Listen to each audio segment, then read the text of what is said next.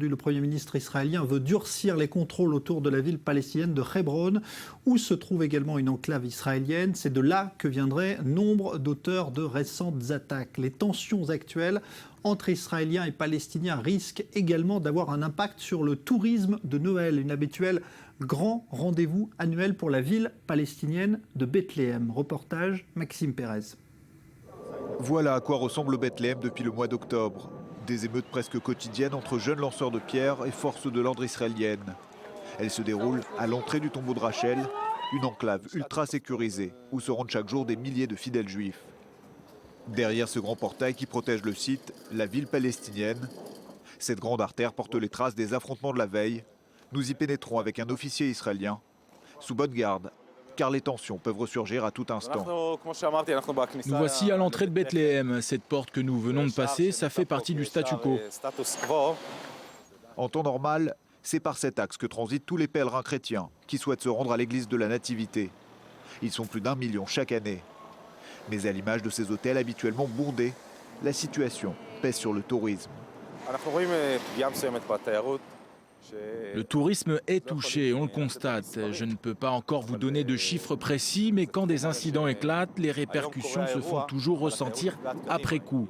Pour amener du tourisme, il faut de la confiance. À l'approche de Noël, ce marasme inquiète l'autorité palestinienne, dont le manque à gagner pourrait se chiffrer en plusieurs centaines de millions de dollars. Illustration dans le village palestinien de Bet Jala, réputé pour sa vue imprenable sur Bethléem. Makram Al-Arja est une figure locale, connue de tous les opérateurs de voyage, y compris en Israël. Ses hôtes sont pour la plupart des chrétiens orthodoxes originaires de Russie et d'Ukraine. Mais depuis la reprise des violences en Cisjordanie, sa boutique de babioles religieuses a été désertée par les visiteurs.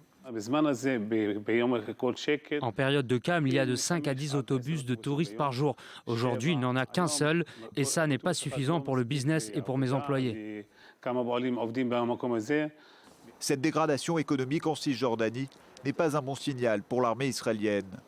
Voilà pourquoi le commandant Dani consacre plusieurs heures de sa journée à rencontrer des acteurs palestiniens du secteur hôtelier.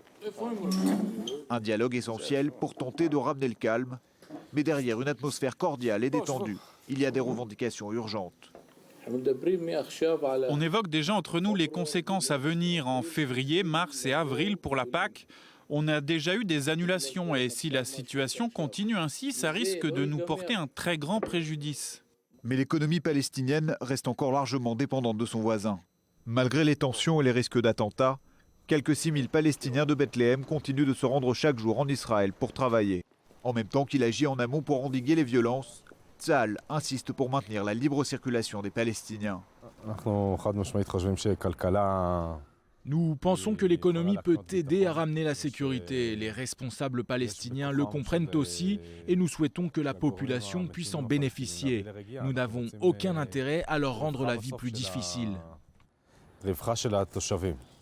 Une équation difficile à appliquer sur le terrain, car si les affrontements se font plus sporadiques, les attentats ne faiblissent pas.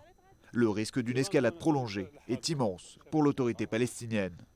L'autorité palestinienne